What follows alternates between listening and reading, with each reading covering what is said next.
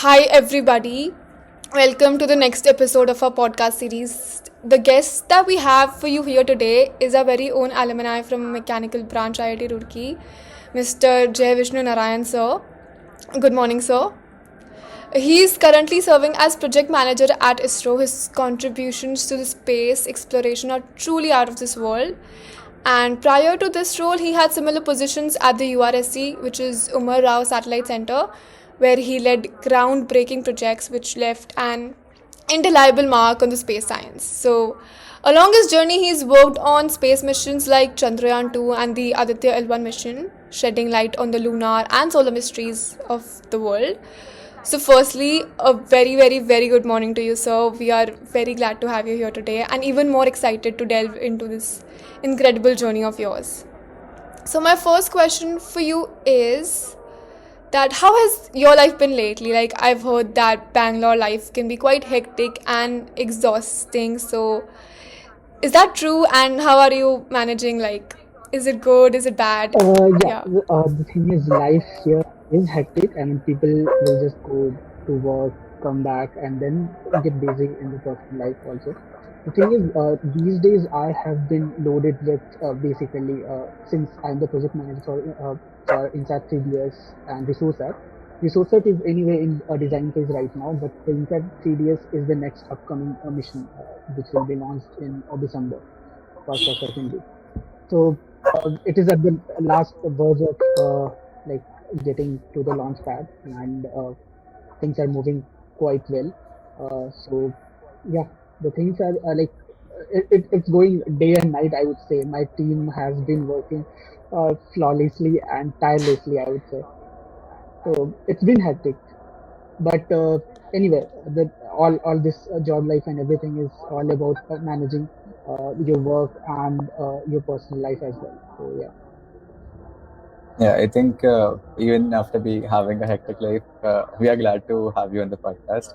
So, to begin with, were you always interested in the field of research, or did your mechanical core interest at IIT Roorkee, along with the on-ground projects you were engaged in, let's say RMS, did they play a significant role in shaping your career as well? Honestly, I had no idea about this space or research or something when I joined IIT Roorkee. Uh, like I took mechanical branch just because I had a keen interest in that. Because since my childhood itself, I was into machines and machinery things. So I came to IIT Roorkee with just no hope at all, just like you guys. I mean, first year, second year, and everything. But this aerospace and this science literally these seeds will was like planted in my brain from my internship when I was there in Germany on my dad scholarship. So there I have worked on with Rolls on their next generation of jet engines or something. So yeah, from there it was this aerospace industry and this science or technology and research literally fascinated me. And when ISRO came into like my college, our college basically, so it was early, I would say. Basically, this placement starts very early, like from 1st of December, day zero or something. But even Yeah. it came 9 or 10 days before it, and I got a chance to sit there, and then this whole interview process took place, and I got selected. So like that, I got into this field. But yeah, like uh, having worked there in RMS as on many projects, like at that time I was the mechanical head, and before that I was engineer of like basically suspension and everything. So there I could able to use my theoretical knowledge, whatever I have learned there in my classrooms, right? So those I could use it and build something which is practical, which I could see working there. So these like RMS or any other helps you build those kind of uh, basically experiences and build those knowledges where you have that practical as well as that theoretical backgrounds there in college. So yes, somehow this helped a lot. That is great. Um In Yeah, this made us also feel like, somehow we can also push our limits, and that is like great. So, my next question for you is like, could you please explain the various pathways or channels individual can pursue, to secure a position at ISRO? And could you also like share your personal experience by describing us the process of how you secured one for yourself? And like I heard you already mentioned a brief about it, but like, can you dive into a little more details and technicalities about the same thing? Okay, basically, ISRO has many channels, but for graduates, I would say whoever has done like either BSc or in BTech engineering or something, they have many channels. One is like center level recruitment, which is called ISRO's centralized recruitment board or something. And then it has like IIST, where they take in students from JE Advanced. They have started taking from them. And there are like campus recruitments where ISRO goes to many of the recognized colleges like IITs and some of the NITs as well. And there are some specific specialization kind of recruitment where if any special like specialized person is needed in a specific domain, so that domain wise advertisement was posted, like will be posted, and then finally those person have to give a written exam and face the interview. So that is basically the process. But however, my journey this like since ISRO came, as I mentioned earlier, ISRO came early, and then they have shortlisted based on your GP and your projects, what you have done there in your college. And based on that, they have shortlisted and they have called for the interview. And it was around 35, 40 people which were selected from like mechanical and uh, production, I guess. And among them, four people were selected from mechanical, and I was one of them. So yeah, so basically, it was first shortlisting and then interview. And in my interview, the questions were related to, I mean, how they will like ask questions in an interview is basically it was a technical round, no HR round or something, and but they will start from the basics and they will just keep on going into the same thing, deep and deep mm, and if you have that like to the grassroots level of knowledge, you will be able to crack these interviews. I that mean, is that there is no rocket science at all, but yeah, once you come here, you will get to know about them as well. right. Those are some the great inputs. I think a few aspirants over here, not very sure about will ISRO come again or not, but if it does, this is gonna really help them a lot. Uh, I think now we will dive a bit into technicalities of what your projects have been. So basically, you have been a part of 8 projects at ISRO, which also includes Chandrayaan 2. Now, for those of the audience members who don't know what it is a highly complex mission, and it has represented a significant technological leap compared to ISRO's Yes, previous missions. yeah, Additionally, you also had major contributions in Aditya L1. Basically, it's a mission again to the audience, a coronagraphic spacecraft designed to study the solar atmosphere, and that was in collaboration with various, I think, research institutes. yes. So these prestigious missions involve various technical, instrumental, and fundamental concepts, and that may be really unfamiliar to people because most of us are very naive at these terms. So, as a spacecraft quality engineer, can you please provide a brief overview of your role in these missions and the contributions you made? So, in some sense, can you please shed some light on the technical and complex aspects of your work? Okay. So yeah, as you have mentioned, this Chandrayaan 3, Chandrayaan 2, Chandrayaan 3. Once when we have done Chandrayaan 1 mission, there was a orbiter craft and a moon impact probe at that time. So this Chandrayaan 2 has inculcated three.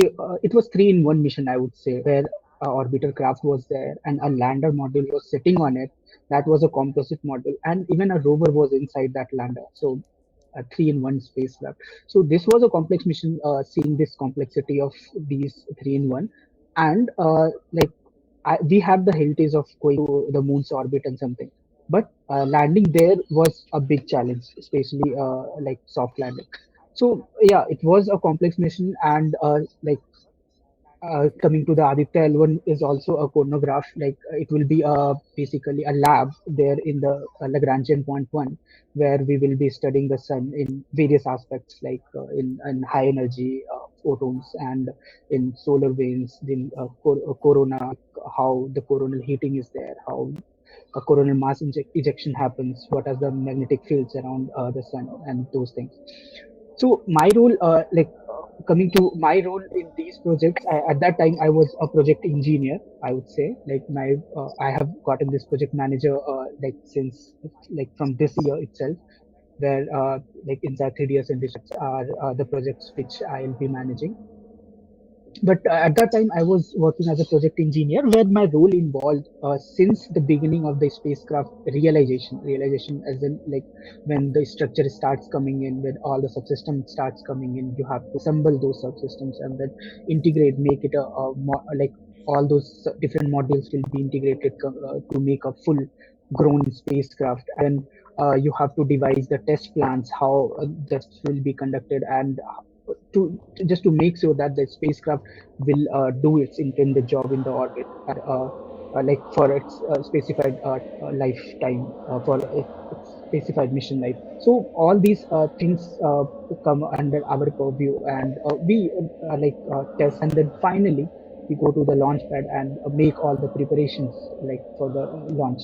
So these all things requires various minute level of detail. I say in the layman terms, let's say even a washer which we assemble there has to through various quality inspections, and that goes through us at that level to having assembly of the payloads, like various scientific payloads, or those kind of sophisticated instruments which require fairly delicate handling and storage guidelines itself. I would give you one example, like here, as you mentioned, Aditya L1. It was so sophisticated. We had to have a clean room, and we were literally dressed like an astronaut, where every part of our body was literally covered. We were not even allowed to, I mean, use any kind of pen or normal paper there inside that clean room, because these things generates that particulate matter, like in the 55 to 50 microns, which can contaminate our optics, which was there sitting on the spacecraft. So those kind of minute details we have to take care when we go there inside to clean room. Clean room as a specified environment where we call it lab or clean room. In your term, it can be a lab. So those kind of sophistication is there, and where we need to make sure that each and every thing goes as per the plan, as per the standards, and ultimately we deliver a quality product which can give you the results which India has already witnessed. Right. I think that is a very highly sophisticated and I mean, cutting to the last particle, minute particle mission. I just had a basic doubt. Um, you mentioned to be project manager in these missions. Can you shed us some light on what all, let's say, verticals or what all leads, team leads, were you collaborating amongst? And uh, basically, how did you manage different domains of or different teams in this aspect? Okay, as you already know, I am from a mechanical background, right? So I'll be managing all these mechanical related aspects of an spacecraft. So I am the project manager from the quality and reliability point of view. So there, I will have managed through different teams, like subsystems related to TTC, RF. I mean, okay, you guys might not be aware. I'll just go basically into little bit smaller terms. Like let's say communication team is there, then payload team is there, then there will be controls team, guidance teams, then mission team. Every team will be doing some of their jobs, and they will be delivering some of the systems as in packages, modules, and everything. So we have to coordinate among them, and then bring everything in the lab, and then test it, and then assemble it, and then finally all these processes which I have already mentioned goes through it. And basically we bring out the final product touch. So here, not only with the different teams, since I am a manager, I have to have my own subordinates who will be working in unison to make that reality possible. So to make that dream a reality. Great. All right. Now it got. Also, I have this one little question. So, how much time does it usually take for one entire mission, like from beginning, starting planning till the very end of the mission, like executing? Okay, so it depends basically on many factors, I would say. The thing is, I'll just give you a perspective. This INSAT 3DS mission, which is going to be the next one, was commenced long back in 2000. In around 1998 or 2000. At that time, that requirement came, and that project was realized, and then 3D was realized, 3DR was realized, and those things are already in orbit and giving the good amount of data. And this satellite will be a replacement of INSAT 3D, which whose mission life is getting over now, and it will replace that. So it is a long period, but anyway, ISRO is already planning to reduce this like project realization time by drastically, and we are moving into that direction where a satellite can be launched on demand or something. So we have developed even different kind of bus systems or something. So we are going ahead with that. I mean, like there are micro satellite systems where on demand we can make in 6 months or something, which was already handed over to industry. If you want to learn more about it, you can definitely check out like ISRO website over it. Okay, very, very well said. So my next question is gonna be a little bit more about your personal experience. So I watched this movie called Mission Mangal, which like beautifully, beautifully captured the emotions and the hard work and the constant, that mind-boggling and problem solving that goes behind such a huge high budget mission that has a potential to make a nation proud. So given so my understanding about this is limited to that movie. So given your first hand experience working on these magnanimous projects, I'm curious to know about your mental and emotional state, especially as a project manager, and how did you handle the pressure, and were there any moments when the complexities and the challenges made you feel like this is going to be difficult now, like it's Okay, difficult? as you have mentioned, Vishnu Mangal, I would just tell you one little bit piece of information. I have also watched that movie on the first day. It was like first or second show, I guess. But yeah, I used to laugh a lot, like watching that movie, because there were some of the concepts which was little bit, I mean, exaggerated and made it to look fun or something. But anyway, I like that fun part there. And yeah, whatever drama you could see in that movie, everything was right. I mean, I would say, like from the internal part, like there are many drama which happens obviously in a project, like different teams will be working and everyone will have their own points or something, and then finally we resolve, we come out of it, and then we like obviously give a final product. So about that mental health, you would say, so yeah, when a project picks up, like when the launch date is finalized and things are moving in unison, and at that time if any a kind of some glitch, some minor glitch or some observation related to, like however we are like whatever we are expecting the systems to perform, and it is not performing as intended.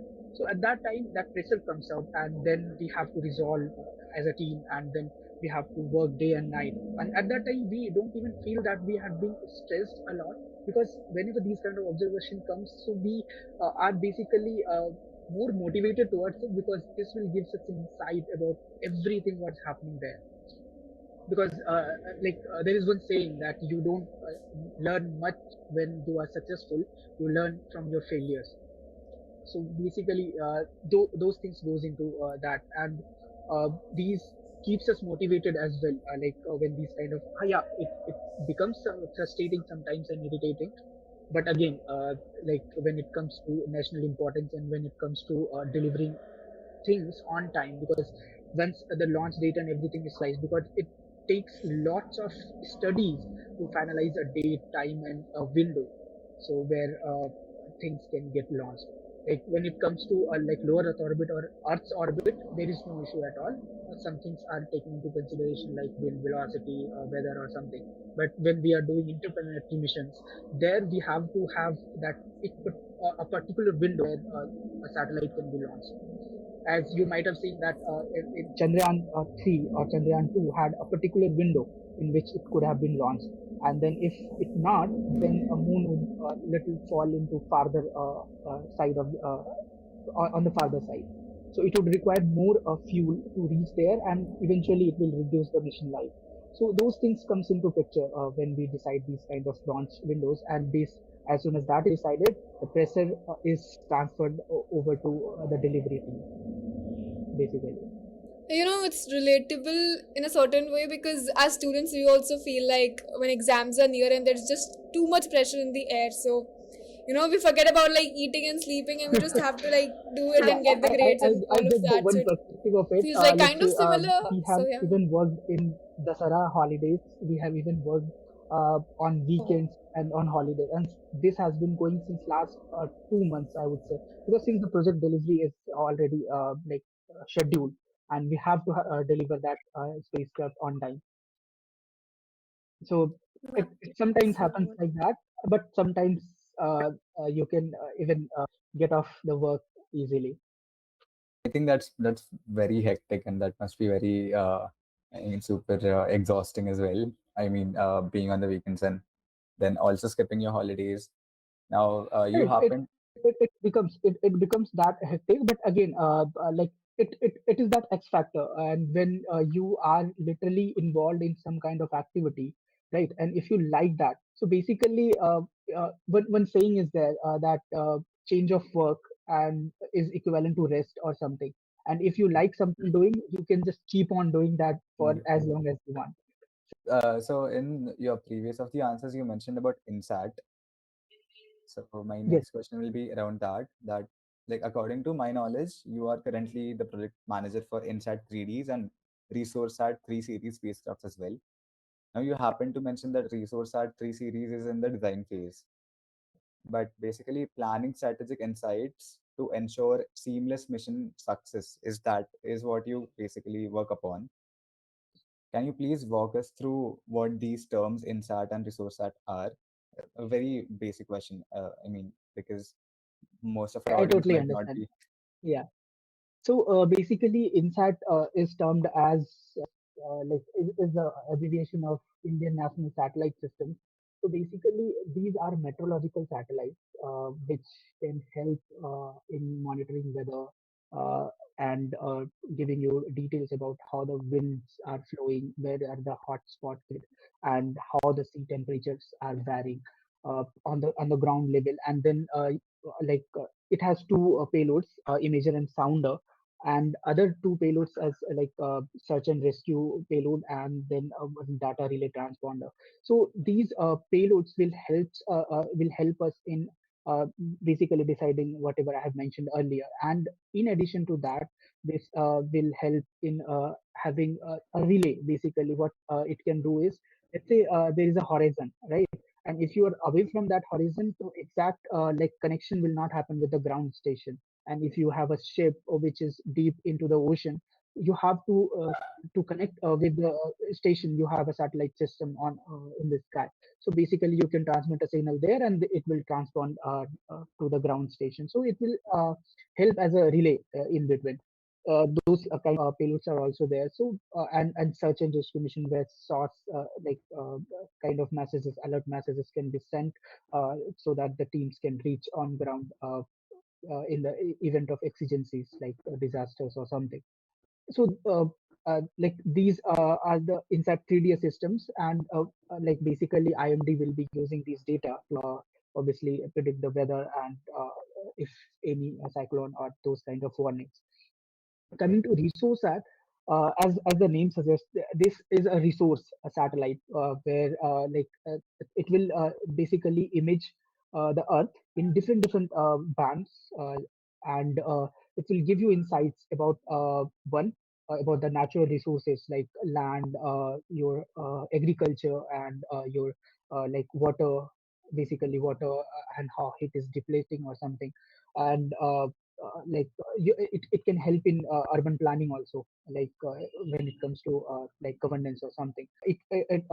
Resource that also helps you in making digital elevation models, like where you can model the hill, or any like basically domes or glaciers or many things, or the ponds, those kind of things. So these will help in different ministries of the government and departments.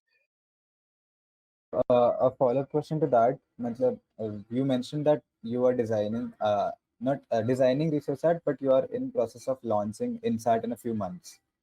Yes. So the INSAT satellites, it's again a very naive question. The INSAT satellites, which are already in the space now, or in the basically outer atmosphere. Now, how does it work? As in, you will be launching the new satellites, and then the previous satellite. So there will Okay. be some gap in Yeah. between where we won't be getting the data which we're supposed to get. Maybe does that happen, or how it Okay, is so it?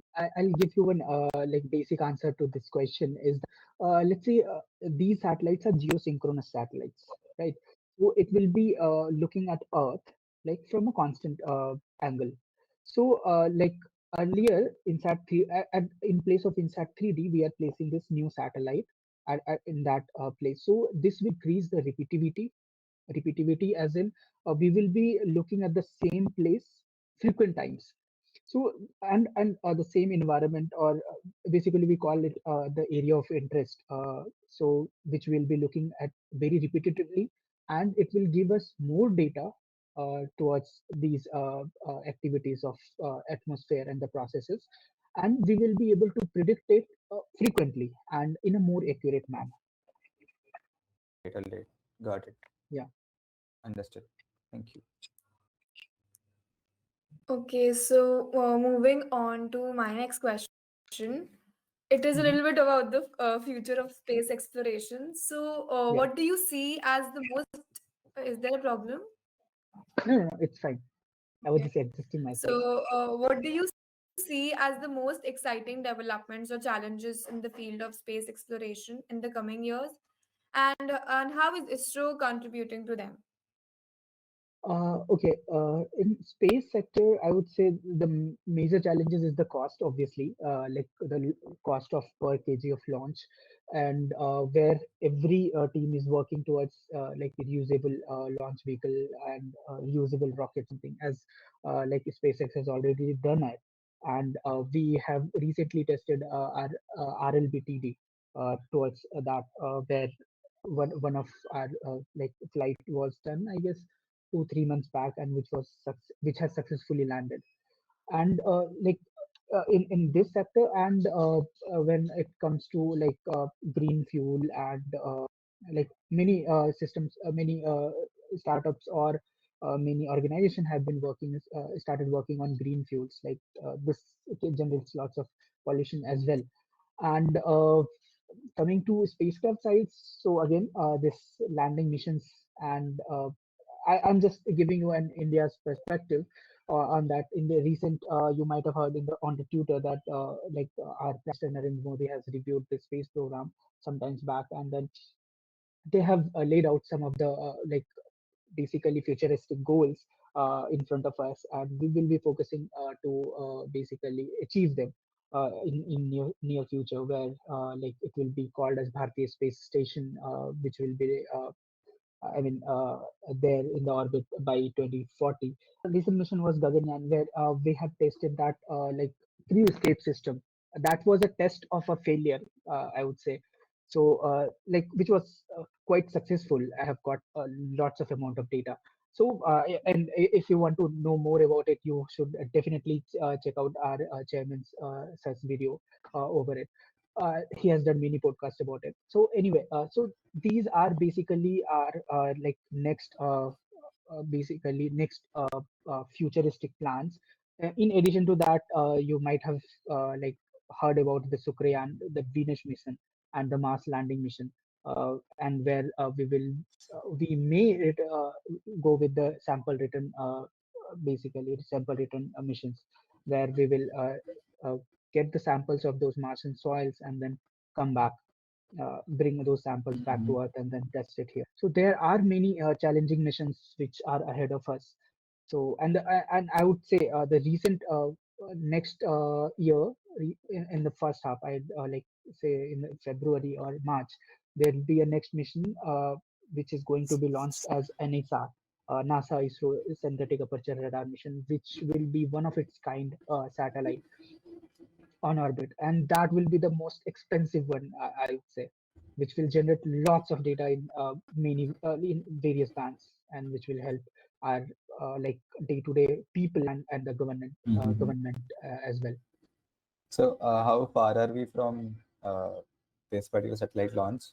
I think NASA, if I'm not wrong. Okay, NASA ISRO satellite NASA is okay. centric aperture radar. So that will be launched somewhere in next year in March or April. February, Okay. March, April, in that time zone. You'll hear about it because lots of PR is going on Yeah, yeah, yeah. already, I'll and check you'll that. hear about it. So you happen to mention about per kg cost of anything which is supposed to be sent to the space or in the outer atmosphere. Now, I again a naive question. Different countries will be researching in this domain in different ways. What is the collaborative environment at ISRO or URSC where you are working basically in this particular aspect? Like, do we share our technology or our research with in this particular domain with other nations, or maybe they help? I mean, I just want to get a picture of the collaboration and the collaborative environment amongst nations that you are at this particular Okay, institute. in this aspects, I'll come to that point later. The collaboration you have talked about, as I have already mentioned, there is a collaboration already going on one spacecraft where payload is from NASA, and we are giving the main bus systems, which is called NASA ISRO NSR mission. And there are other collaboration as well. Like sometimes back, we have launched a satellite called OceanSat 3, where we have had a collaboration with CNES team, which is of France. So collaborations are going on already, and when it comes to launching and launch cost, we have recently developed SSLV, a small satellite launch vehicle, which has already been given to the private player for realization and then for launching. So we have handed over that technology transfer to private industry here in Okay. India, and obviously these space missions cannot be achieved on standalone, right? You have to have the collaboration with different space industries as well, which are established in that domain itself. So yeah, that collaboration is going on. However, most of the things are indigenized, so we are focusing on India has a lots of talented pool of talent, I would say. So we have been working towards it, and obviously we will achieve it. However, in the context of this per kg launch cost, basically we are already competitive with respect to space, right? Even though they have the reusable launch vehicle, but we Mhm. are competitive to that.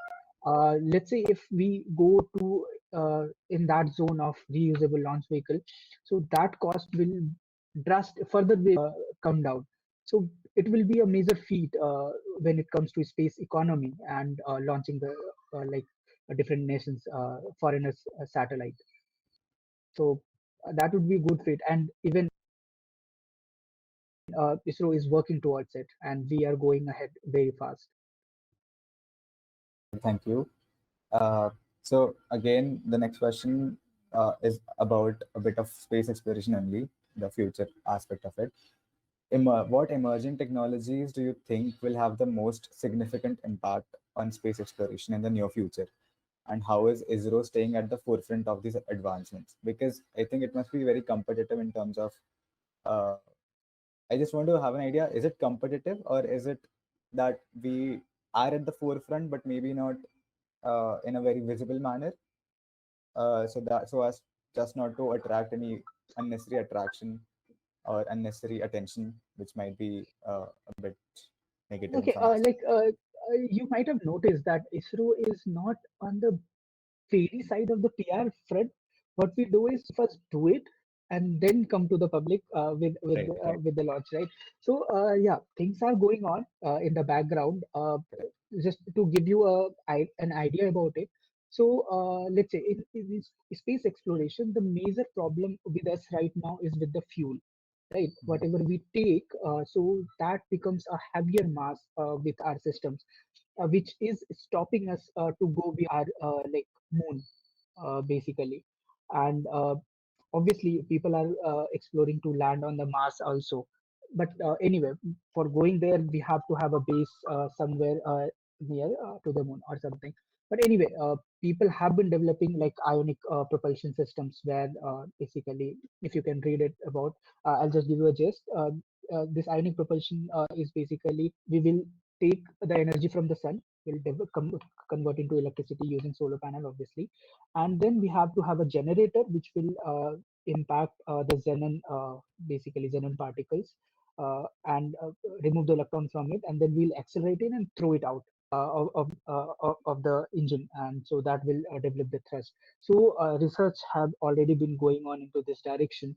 And then, as I have already mentioned, the green fuel or something, where this cryo, semi cryo, and these kind of engines are currently being developed. And ISRO has even tested these engines recently at their facility there in Mahendragiri.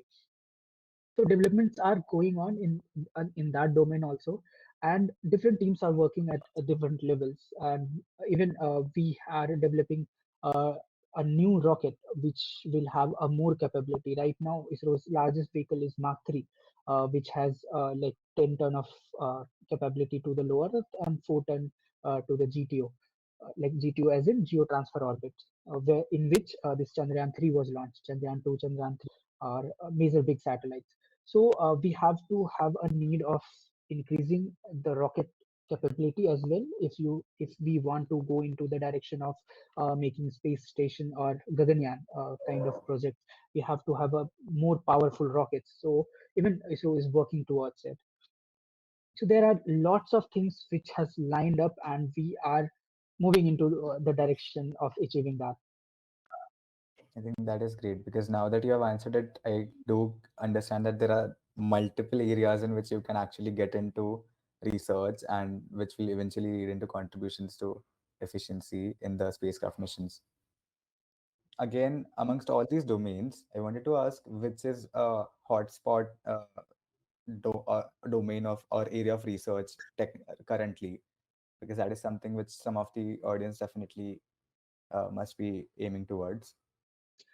Okay, the thing is, I'll tell you, ISRO has a culture, and basically here you will find engineers of almost all domains. Not only engineers, there are like diploma holders who are working at the technician levels, and Mhm. lab technicians, or even a research assistants. So here you will find people from every engineering domain or technical domains, be it chemical, be it materials, be it computer science, or be it electronics. Like this has a culmination of everything. Here, even if we are coating something, let's say a bare surface of aluminium or bare aluminium cannot fly to the space because it will start degrading under the influence of UV rays. So we Mhm. have to have a coating process. So for that, a materials expert is required. Right. In that also we have done lots of research or lots of, and then finally lots of studies, and then finally we have come to basically a formalized process of coating something which will give you the exact thermo-optical properties in space. So there are basically many domains where people can work on. So I would say if you are curious enough, if you are talented enough, you can find your niche here. Oh, that's great. And that is something which most of us definitely will be happy to know. Yeah.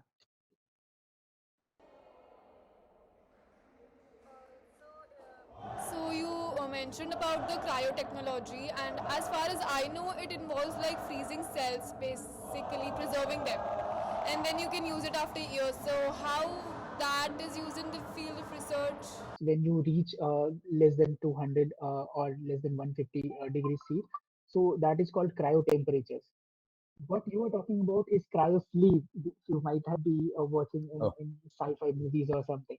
So it is all about temperature. So what I'm talking about is there are cryogenic technologies or cryogenic engines where there is liquid hydrogen and liquid oxygen, and these can be frozen much below at much low temperatures, right? And we will be storing it in a container and then finally using it as our propulsion systems. So which is basically our third stage of GSLV, our Mark III rocket. So this is that technology I was talking about, and we have been working on Mhm. it is operational. I mean, rocket such as Mark II and Mark III is using that technology.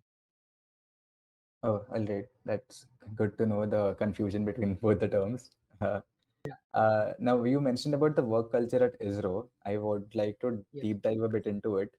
Now, obviously, because all of you are working at a very high level, which has a direct impact on the nation and how if we progress in terms of maybe data collection and maybe in terms of space exploration. So that one thing, as in you are working for the nation, the patriotic act and the patriotic feeling in you will definitely be uniting you as a team.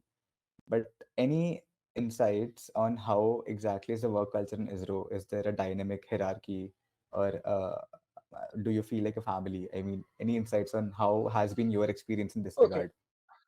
Okay.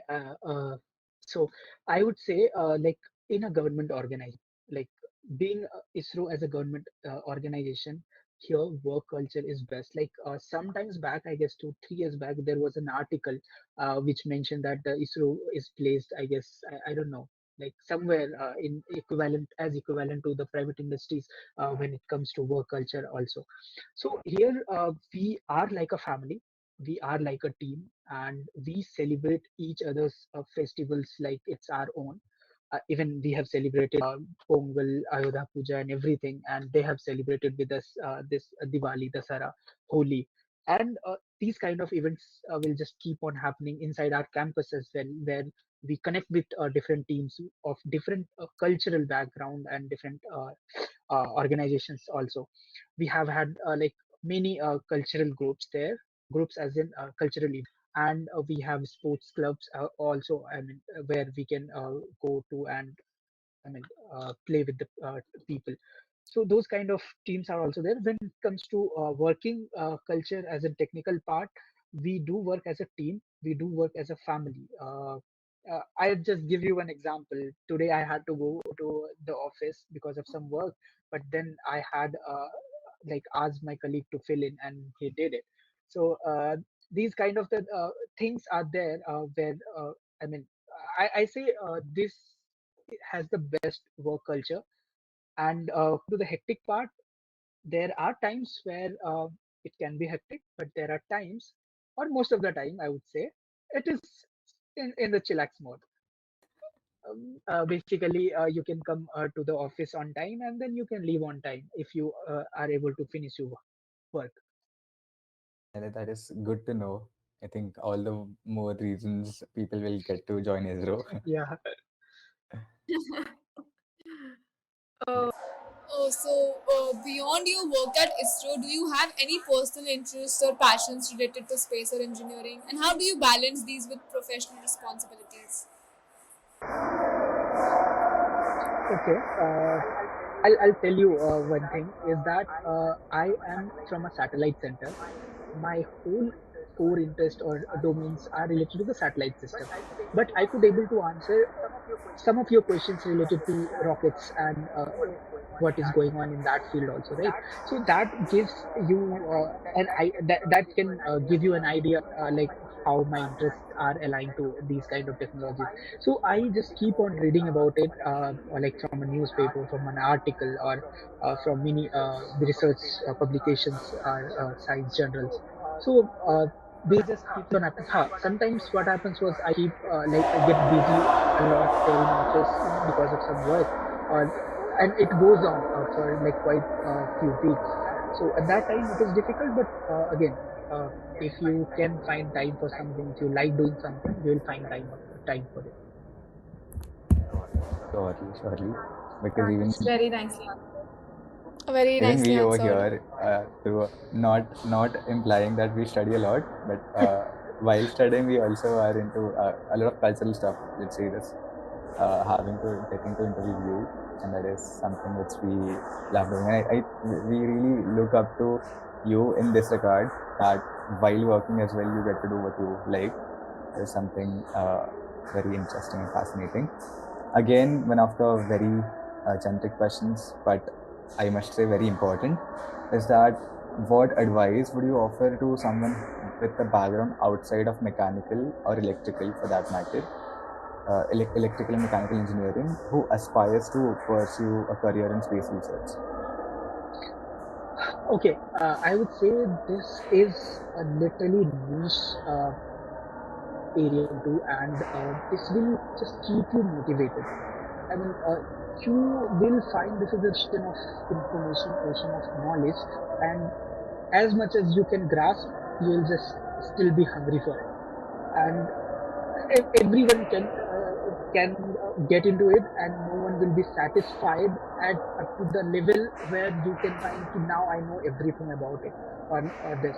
So basically, each and every domain, as I have already mentioned, can get into this like ISRO. Here you will find the job up to your expectation, and then you can work on it. I'll just give you a perspective. Here, you are free to do anything.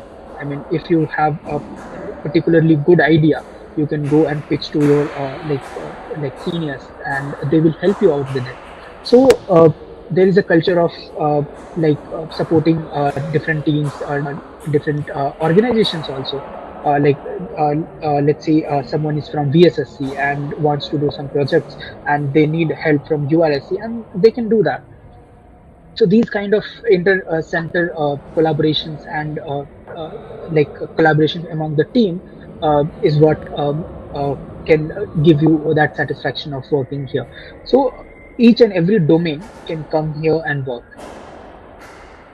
As in, if let's say you are from URSC, which is your Rao Satellite Center, Yes. but then if you have your interest in some other centers, so there is absolutely a free culture to go and work in that particular center and to explore your interest in Yeah, that I mean, regard. you can work from here itself, and if you need help from the other center, they can provide you that with easily. All